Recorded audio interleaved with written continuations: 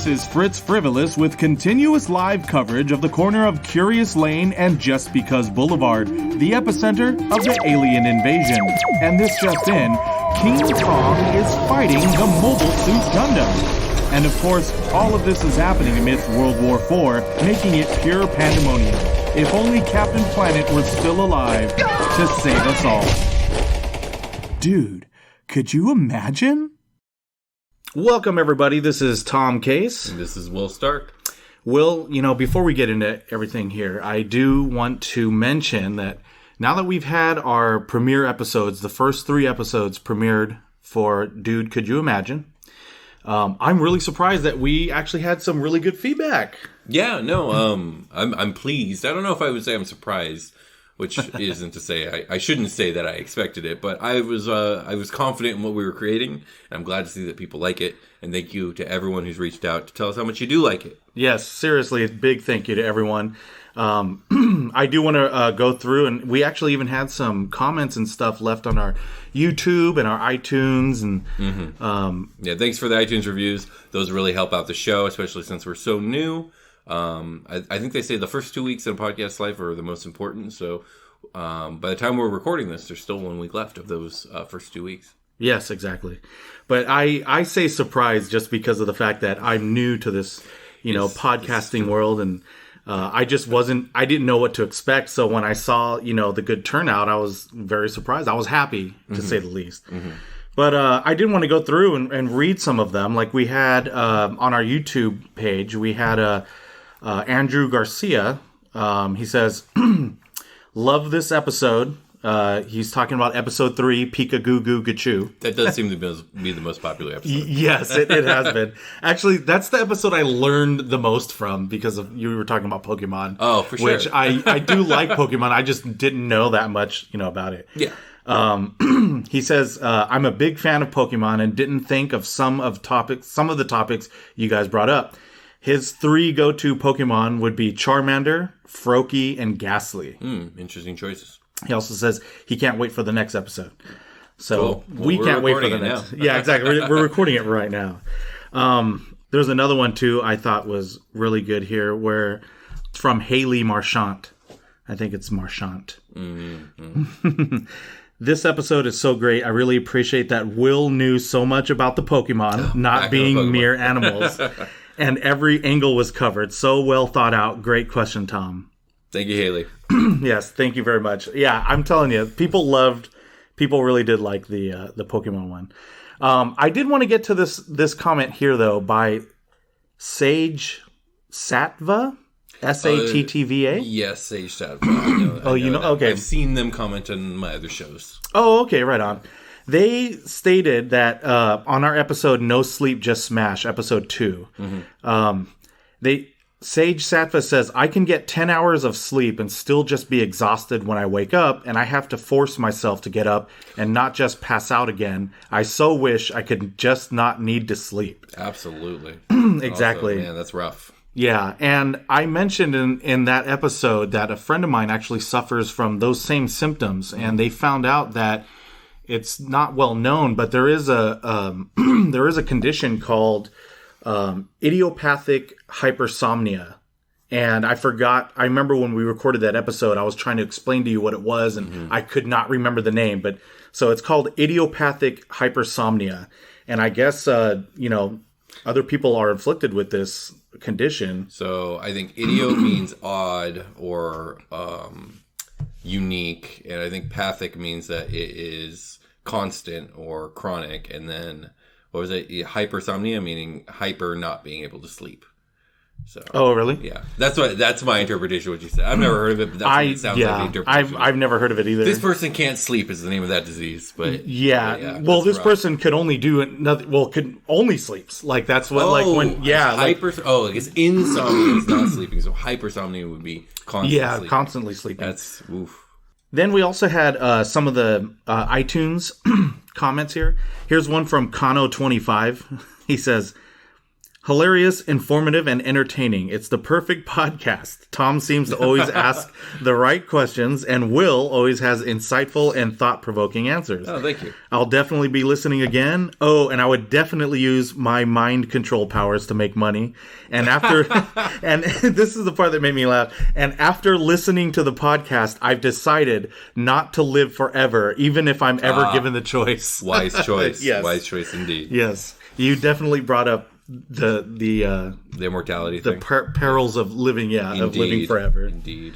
But yeah, I'm very glad that people are enjoying it and leaving comments. Like Will said, it helps us out. So we hope to hear a lot more from you guys. So I think we should get into this. All right, let's do it.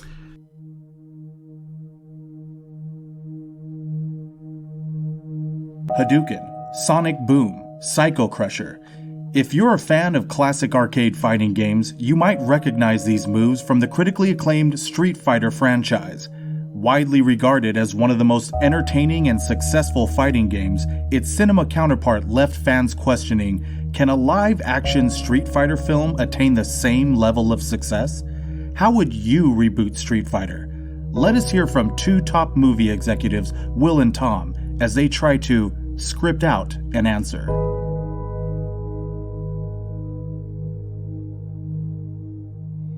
Will, soon a new Mortal Kombat movie is going to be coming out. Oh boy, okay. Right? Yes, I did see this. You didn't see the new Mortal Kombat? No, I saw the trailer. Oh, okay, yeah. However, I was thinking, what if they remade Street Fighter? Because I think that they really need to remake Street Fighter. I love the first movie. Are you kidding me? Or I know. The only movie. Yeah. Only live action movie. Only live action movie, true. Well, no. There's two of them, technically. Uh-huh. The other one is Street Fighter, The Legend of Chun-Li. Oh, right? That doesn't count. So, one of the major characters of Street Fighter, that doesn't count. Well, that movie doesn't count. Yeah. We don't talk about that movie. Well, don't get me wrong. When I first saw the first Street Fighter movie, it was enjoyable because I used to play Street Fighter all the time. Yes. In my house, dude, I was king of Street Fighter on the console. And I'm talking about we actually had on the Super Nintendo or. Yeah, it was on Super Nintendo, and we actually had competitions, tournaments. Oh, you had little tourneys? We had tournaments of, family members and friends, and my brother's friends, my friends. Yeah. And we would all go through, and usually I came out on top all the time. Yeah. However, you put me in front of the arcade game, and I sucked. Okay, so you were in practice with the whole joypad. I could not. No, I can. Later on, my brother actually did get one of those for the Nintendo, and it was at that point I realized, maybe I wasn't as good as I thought. Didn't have what it takes. Yeah, I didn't have what it takes. But with the stupid joystick, okay? Give me the console, give me the controller. Like how the pros do it, though, right? I guess. Yeah, well, you know me. I'm a Smash player. I'm not a proper fighting video game connoisseur, if you will. I'm actually trash at fighting games. Oh, really? Yeah, I thought you liked Smash Bros. I like Smash. I just said it's not a traditional fighting game. Oh, yeah. Honestly, it took a lot of practice for me to become, mildly mediocre is what I would call myself at Smash. Better than average, but, I'll get schooled by anyone who, is actually good. I don't know. I remember seeing you play. You were trying to teach me something. I was trying. Thank you very much. I appreciate it. When I did see Street Fighter, it was entertaining. But even then, I was disappointed. I was disappointed that... How old were you when the Street Fighter came out? Okay, because I was a very small child. Yeah. Okay. You know what? Let's go through some Fritz facts here. Okay.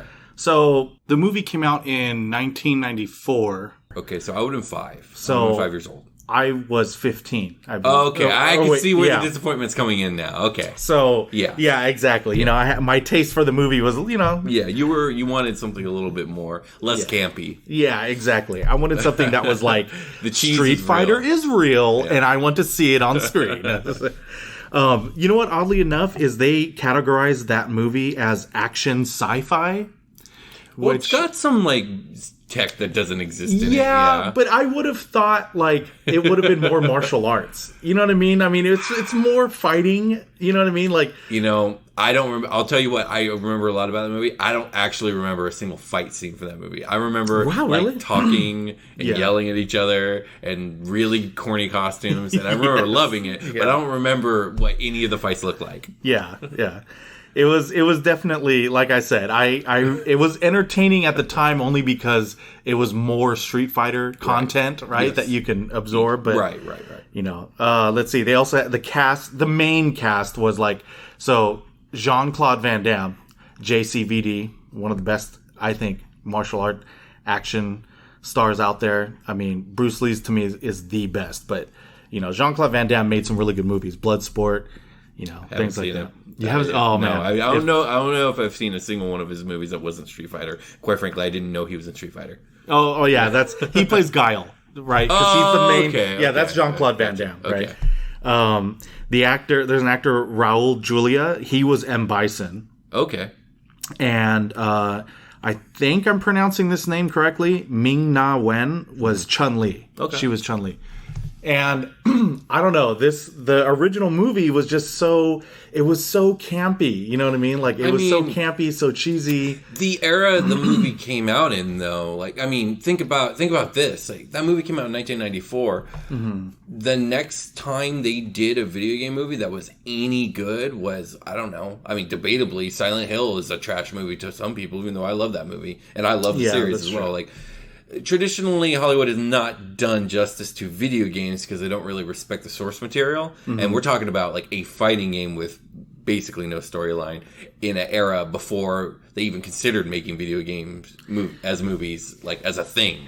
Yeah, you know what? And you bring up something that I was already thinking about. If they were trying to remake this movie, and you know, you're right. It doesn't have one singular story because each character kind of has their own thing that they're going for. Yeah, everyone's got their own like background, and you know, there's a little bit of lore, and then the rest of the game's just fight. Yeah, exactly. Like, everyone wants to kick Bison's ass for some reason. Yeah, for one reason or another, they want to kick in Bison's butt. You know what I mean? Yeah, exactly. But like, you know, you couldn't do that in a movie. You know what I mean? You couldn't like tie in everybody's story. And the roster of fighters kept growing and growing. And your obvious stars, Ryu and Ken. Yeah, Ryu, Ken. Yeah, trio. That's why I was thinking like trio. If they were to remake it, you would probably have to stick with a more traditional roster of fighters. Mm-hmm. Like, you know what I mean? You would want to stick with Ryu, Ken, E Honda. You know what I mean? Like the Street Fighter 2 roster, not the more expanded roster. Yeah, if you had the expanded roster, it would probably have to be things There'd where be a lot people of make cameos. Yeah, you know what I mean? I mean, traditionally Ryu and Chun-Li and Ken are the three main characters. Those usually are the main characters. Are the three, And in fact, the other movie that they actually did make of Street Fighter called Street Fighter: The Legend of Chun-Li. No, I've never actually seen it. So I saw that one, right? And I was hoping, for a much better movie. That was your first mistake. Yeah, I know, right? Yeah. You know, me, I'm always hopeful, right? Yeah. So Fritz facts on this movie came out in 2009. Okay. So a full 15 years later. 15 years later. Yeah. This one is finally categorized as action / martial arts. Here's my question. Yeah. Sorry to interrupt the facts.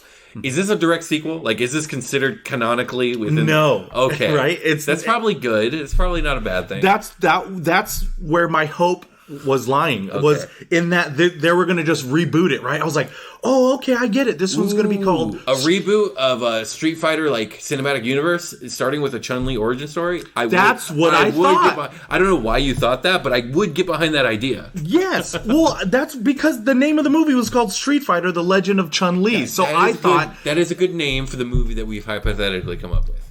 That didn't actually happen.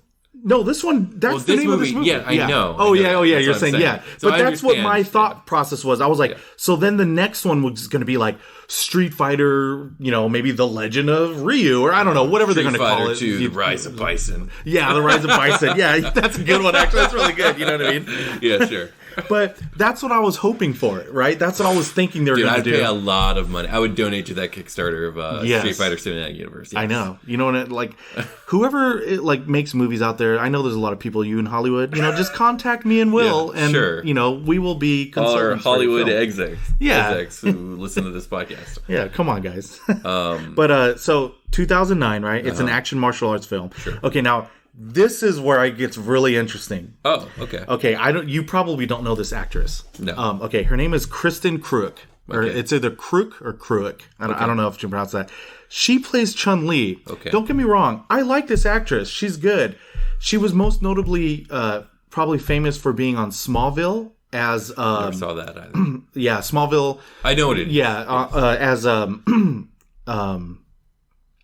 Lang, right? Oh. That's who she plays. Superman's first love. Yeah. Okay. Right? And she was really good in that show. Sure. Right? I watched that show. I like that show. But as Chun-Li, I don't know what this person looks like. Yeah, I know. That's, you know what? I'll have to like show you. Yeah. Like, because all I got is the name of a person I've never seen from shows I've never watched. Playing a character who I only know a little bit about. Yeah. So this is what she looks like. Right? That's who they got to play Chun-Li. Okay. A Chinese character. Yeah, Chun-Li's supposed to be Chinese. Who, like, you know, I don't know if Kristen Crook has any Asian, you know, descent in her, or, you know. This was also, it came at a time when whitewashing of ethnic characters was way more rampant than it is now. Yeah, that is true. So, I mean, not that that's an excuse, but yeah. All right, so we've already started off on the wrong foot. Yeah, so then I was like, okay, what's going on here? An actor named Neil McDonough was M. Bison.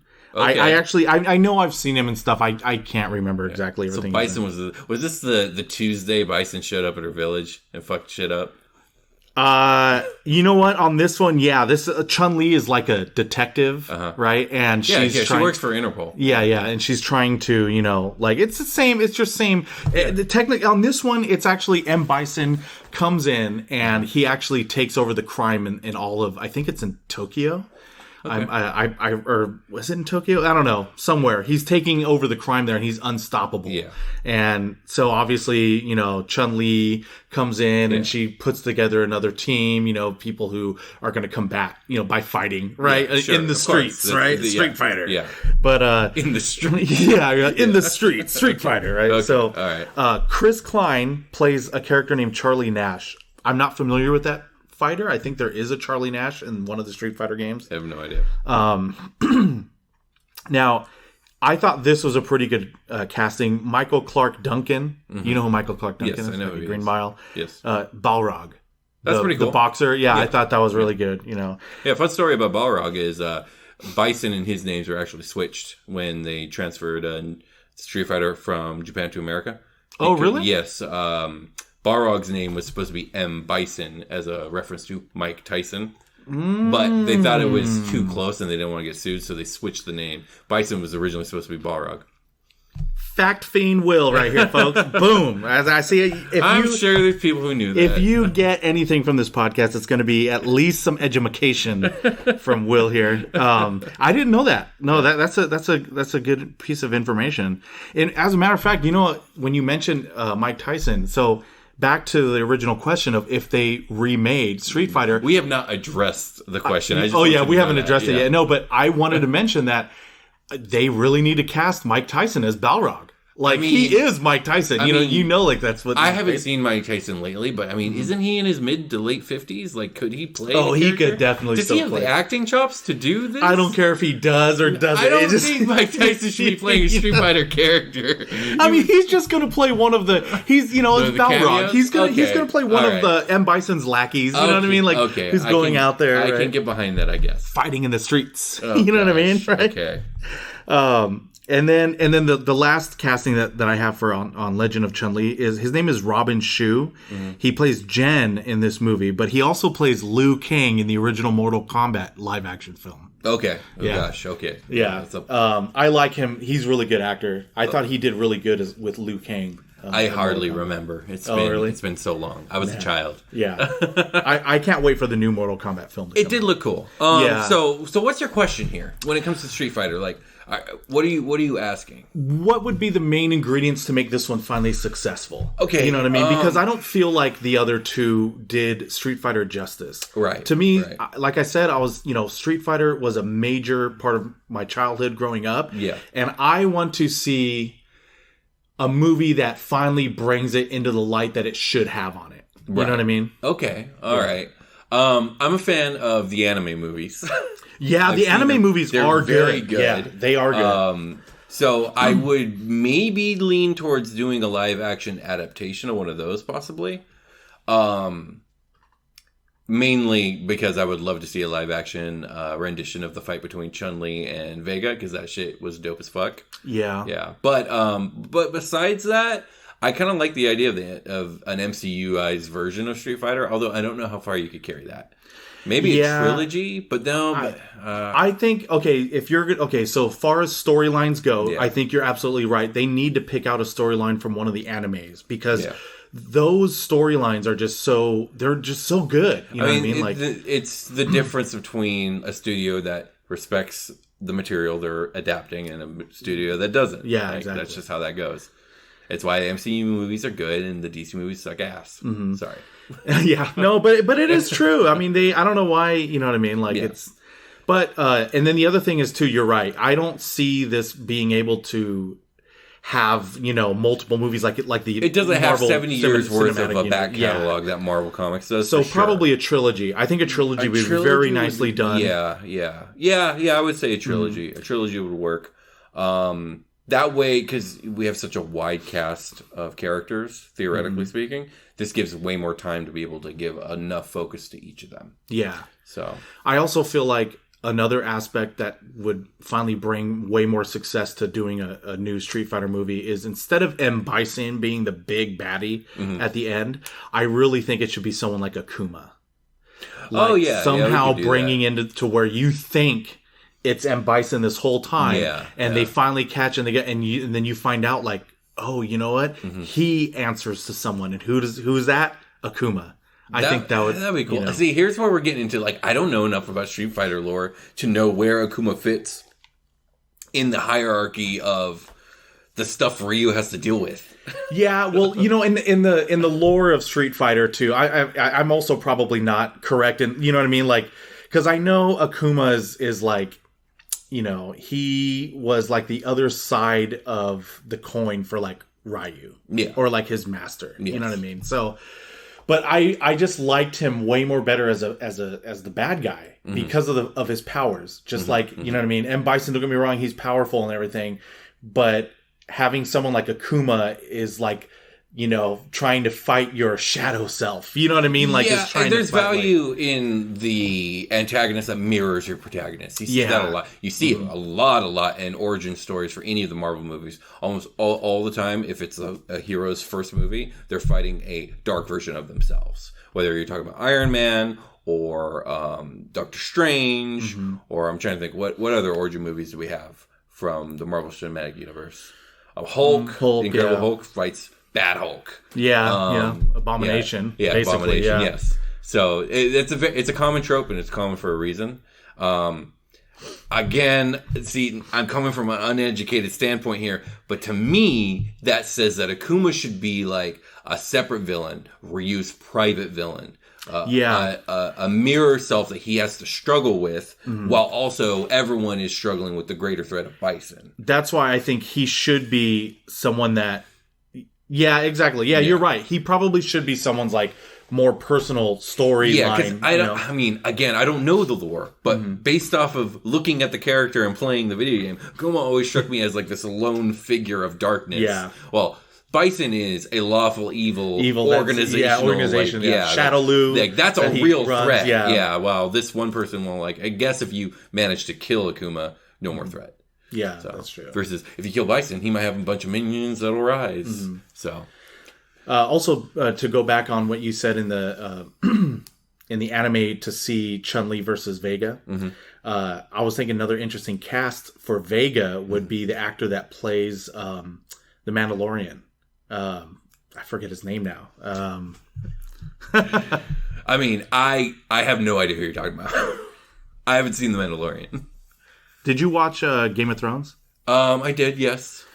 He's the guy that the Mountain kills. By crushing that guy. His face. Gosh, what's his name? Yes, he kills the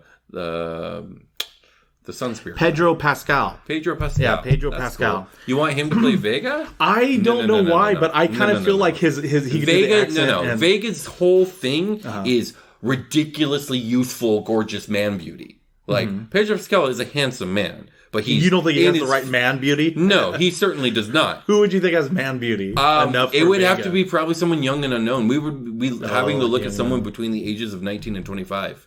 And I'm sorry, I don't know beautiful 19 to 25-year-old men. Like, I don't know that acting demographic.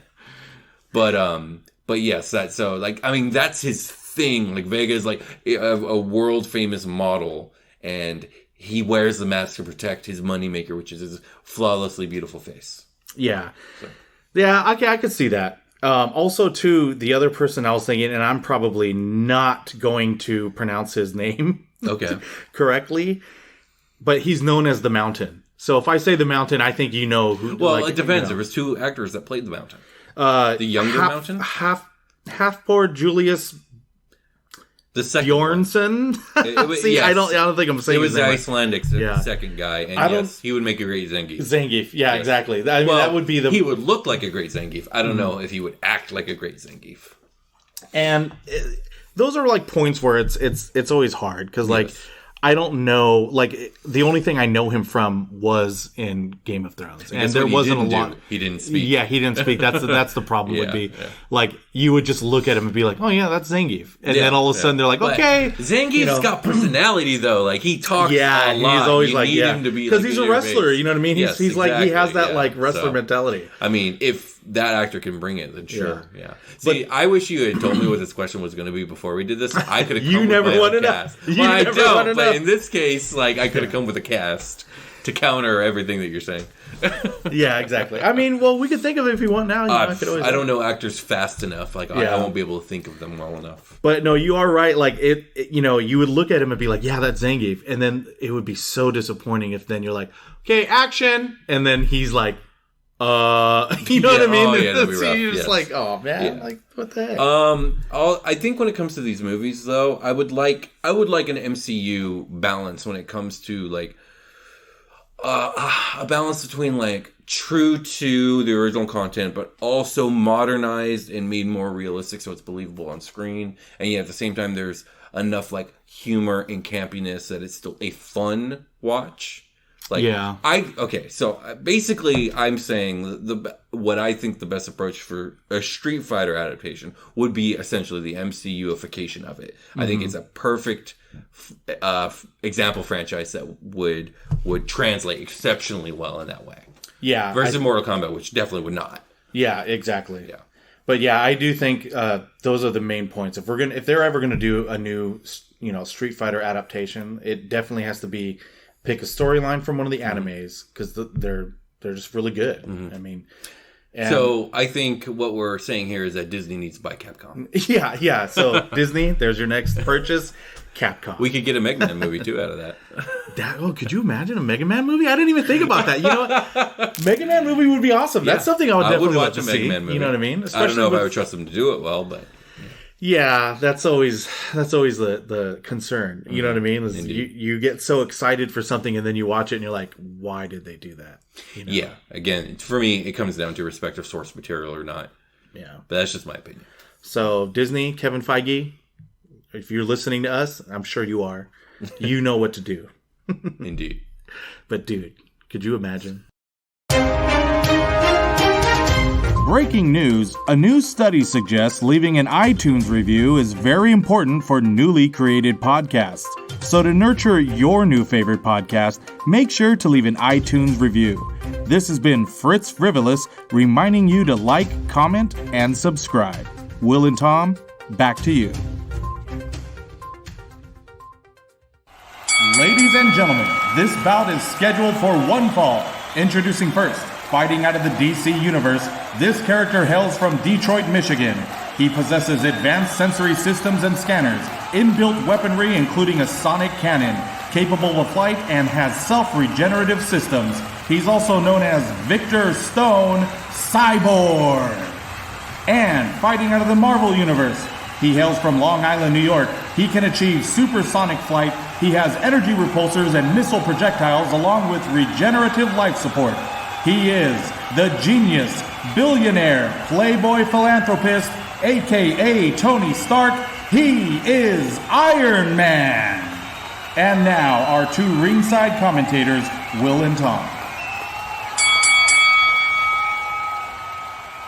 I don't know if you watched this. Actually, I don't think you did watch it because I asked you about it. But they just released the 4-hour, Snyder cut, right, of Justice League, which I actually ended up really liking it. It finally made me proud of the Justice League movie. Oh, okay. And I was actually talking to my brother-in-law, Rudy, who actually came up with a pretty good question, which was, dude, could you imagine if Iron Man fought Cyborg from the Justice League? See, I'm not familiar with Cyborg's powers from the movies. So, let's go to some Fritz facts here. Okay. Because I feel like we should, if we're going to do this, we should do the tail of the tape anyway of these two characters, because you're right. If they're going to fight, you want to know what they're capable of. Yeah, I'm familiar with Cyborg from the Teen Titans cartoon, which was one of the greatest cartoons ever made. But I think it's very distinctly different from every other version of Cyborg. Dude, the Teen Titans cartoon is awesome. Yeah, it's fantastic. that was I remember, dude, that, and I remember all those the what was that off of WB? I think the cartoons. No, Teen Titans was on Cartoon Network. Oh, was it Cartoon Network? Yeah. So okay, let's start with Cyborg then. Yeah. So Cyborg, aka Victor Stone, he was created by Marv Wolfman and George Perez for DC Comics. His first appearance in DC was DC Comics Presents number 29, which was in October 1980. His place of origin is Detroit, Michigan. And some of the affiliations he has, like some teams that he's been on, was, of course, Teen Titans and the Justice League, and he's part of Star Labs. I remember it was very controversial when he joined the Justice League in the New 52. I remember people were deeply upset about that. Oh, really? Oh, yeah. Because before that, like, Cyborg was an absolute nobody on the Teen Titans, which were trash in the comics and no one cared about. Yeah. And weren't good until the cartoon came out. Yeah. But I mean, I'm sure people are way over that now, because at this point, New 52 is old news. Yeah. And not even relevant anymore, quite frankly. Yeah. But I mean, you know, that I find that odd, because, like, well, you know what? I guess I'm kind of biased, because I only saw him from Teen Titans, the cartoon. Right. So that's probably why I thought, like, oh, Cyborg's cool. You know what I mean? And, like, why would you not... Yeah, why would you not want him, like, on the Justice League or something? You know I think people just felt like, well, yeah, with DC, it's like Gods Amongst Men right now. So, right. So, like, you're thinking, like, of the Justice League as almost like the pantheon. It's like, does Cyborg deserve the apotheosis to be raised up along, you know, the greats like Superman, Batman, Flash, Wonder Woman, Green Lantern. Yeah. So, I don't is know. True. I'm neither here nor there about it, but tell me more, please. So he, okay, let's go over his abilities. He has a genius level intellect. Okay. Right. And his cybernetic enhancements, these are the abilities they grant him. Superhuman strength. Speed, stamina, endurance, and durability. Okay. He has advanced sensory system and scanners. So, like, actually, they kind of show this in the Justice League, which is where when Superman comes back. Spoiler alerts! When Superman comes back, you know, his systems recognize that Superman doesn't recognize what's going on at the moment, and he's about to attack, and his body kind of makes him attack Superman, like out of a defense mechanism. You know what I mean? Like his body recognizes a threat, and so it sent this what do they call it here? Advanced sensory systems and scanners scanned a threat in his vicinity, and basically was making his body turn into weapons so that he could defend himself. Interesting, right? He has inbuilt weaponry too. It's not just things that are like on his body. So his body converts to weapons. Right, sure. He can fly. This word I really love, because we did an episode where we're talking about telepathy. Yeah. I'm pretty sure he can't fly in the comics. Just saying. Go ahead.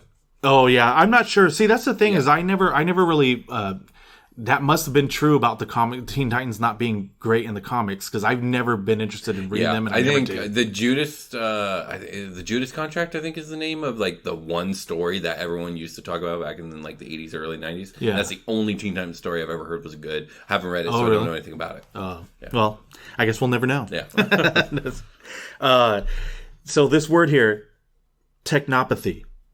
Technopathy? I hate this word, but you may continue. Yeah, I love this word. I don't, I can only guess what it means. What's your guess? I'm guessing it means that he can naturally communicate with all technology. Yes. I don't like this question or this. I don't like anything about this. Really? Like, if he can... Okay. Can he Aquaman this technology? Can he make it do what he wants when he communicates with it? Yeah, to a certain extent. So how could Iron Man fight him? Well, it's not every... No, but it's not... Okay. Yeah, it's not like that. You know what I mean? It's just... But we'll get to that, because I already had thought of that. You know what I mean? Okay. His self-regenerative systems. Yeah. Data manipulation. Mm-hmm. And he could generate boom. This says that he actually didn't have this power until the post-relaunch of his character in 2011. Mm-hmm. But I guess he could generate boom tubes. Okay. You know, so like, I guess teleportation, if you want to call it that. Yeah. Sure. I don't know if he uses it like that, you know, where you literally, you know, I'm going to go to Japan now and then boom tube over to Japan. I don't know. Maybe that's what he does with it. So now let's go on to someone we probably know a lot more about. Yeah. I mean, do we need to? Well, we did it for him. All right, sure. So, Iron Man, a.k.a. Tony Stark, created by Stan Lee, Jack Kirby, Larry Lieber, and Don Heck for Marvel Comics. First appearance, Tales of Suspense, number 39, in March of 1963. Mm-hmm. So, it's quite a long time ago. His place of origin is Long Island, New York. And some of the team affiliations, I mean, he's been on, I don't know how many, but I'll name 3. He was on Avengers. He was in the... S.H.I.E.L.D. He was in the New Avengers. I mean, he was in a bunch. Yeah. Right? Another fun fact about since we trash talked Teen Titans, Iron Man was like a fucking nobody too until the movie came out. Like nobody cared about Iron Man until the movie came out. Like Civil War made people care. Not the movie, but the actual movie. And that was like the first time Iron Man was like truly relevant in a big way since his inception, since like his first appearance in the original Avengers. He was what you would consider like a C- lister. You know what's weird about that? So Iron Man, I did read some in the comics back when I was growing up, and you're right. I never, you know, the Incredible Hulk was my favorite character, but Iron Man was someone that I never like hated or disliked, but it wasn't someone that I also was like, ooh, Iron Man, let me go out and get the new Iron Man. Which is crazy because like for the last 10 years, he's essentially been the biggest, most famous superhero in the world. Yeah, and to be honest, crazy. once he was in that movie, and he was awesome. It was awesome. Yeah, like when I saw that, I was like, man, Iron Man is so cool. You know, very cool. Yeah. So here's one thing in common: he also has a genius level intellect. Yes. Right. Mm-hmm. He's proficient. He's a proficient scientist and engineer. Okay. He has a powered armor suit, which grants him these abilities. Yes. Superhuman strength, speed, durability, agility, reflexes, and senses. Mm-hmm. He has supersonic flight, energy repulsors and missile projection, and a regenerative life support. Yeah. So, one of the things about these types of questions is DC versus Marvel is very difficult because they're almost like two different genres, even though they're super not. They're also very much the same genre. It's superheroism. There's a lot of same themes and motifs and all that other stuff. But what I'm trying to say here is like Marvel is a world of superhumans.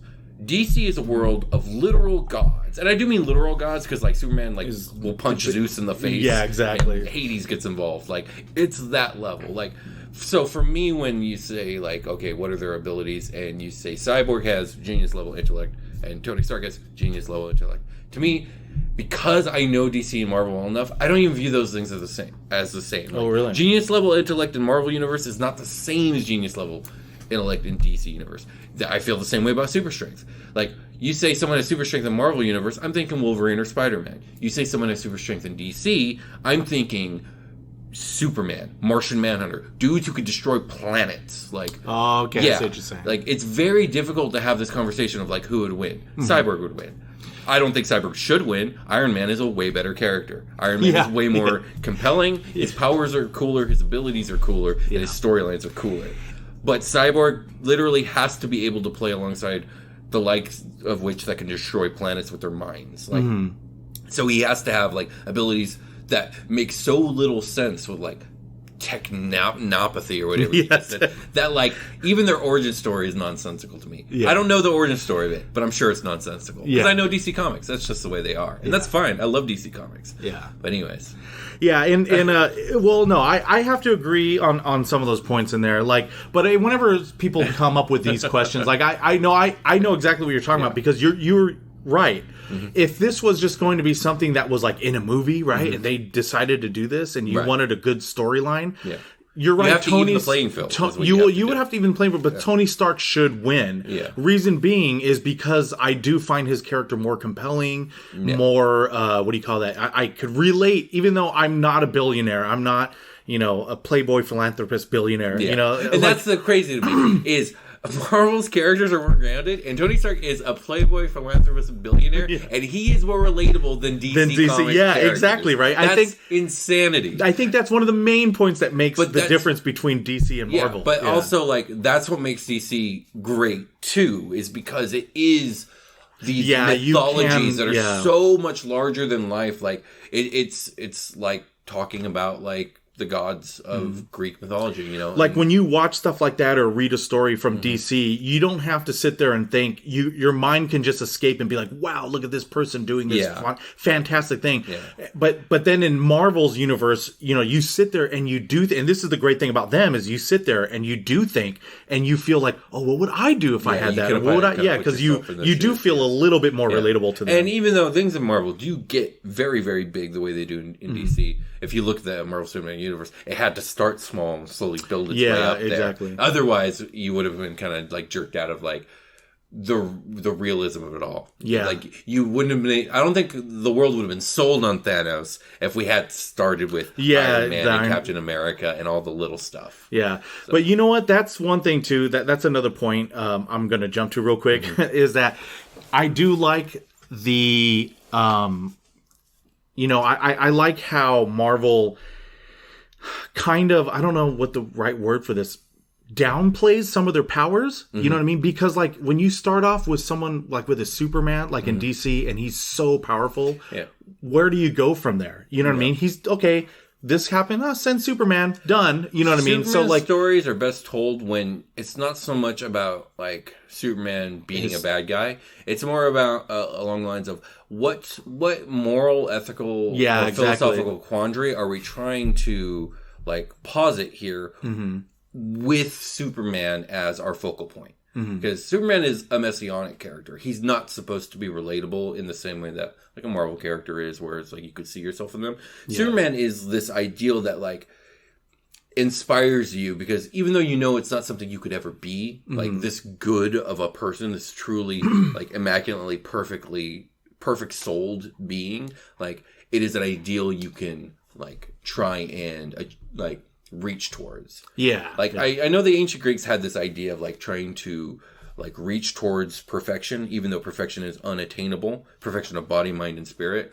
Superman very much is that perfection idealized, that something that you would try and achieve, even though is unachievable. Yeah.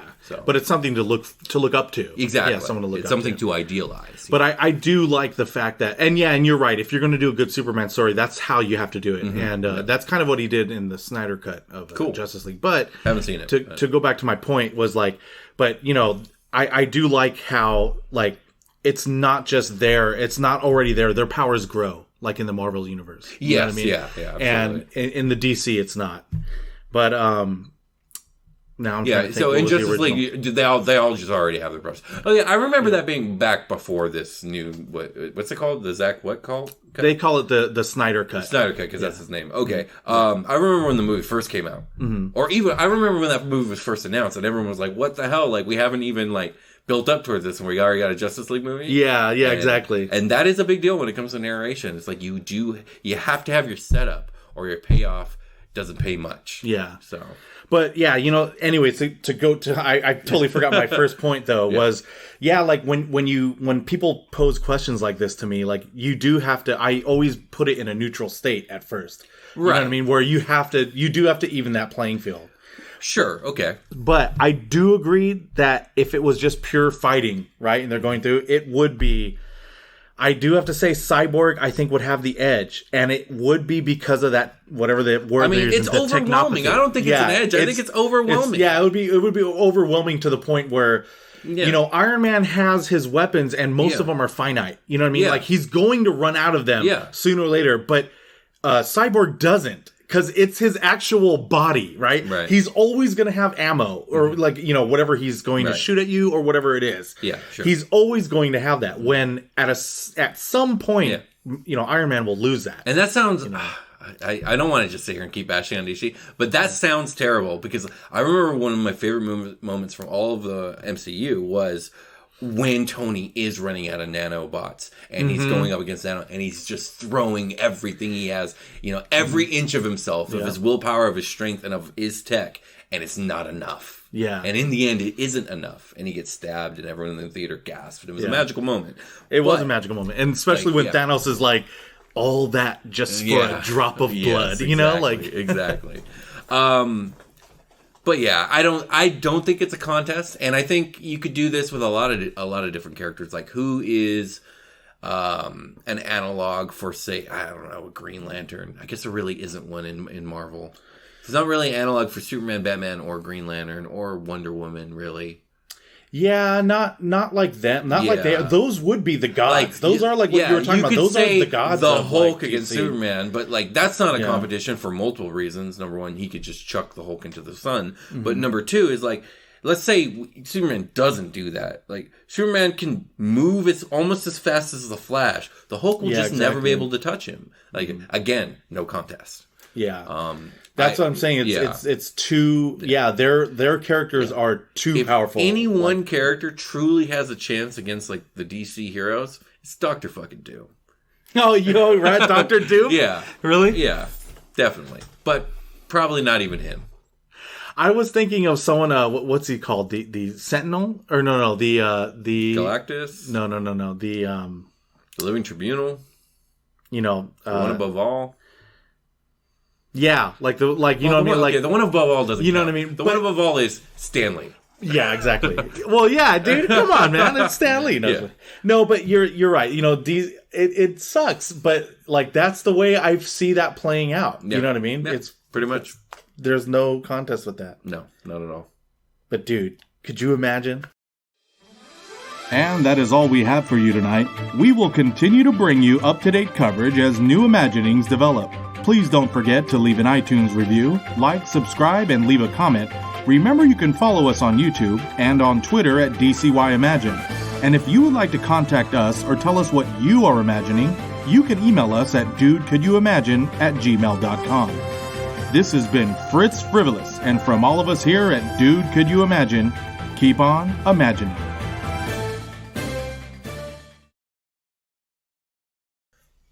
I need some more water before I die. Dude, that actually went way longer than I thought we could carry that.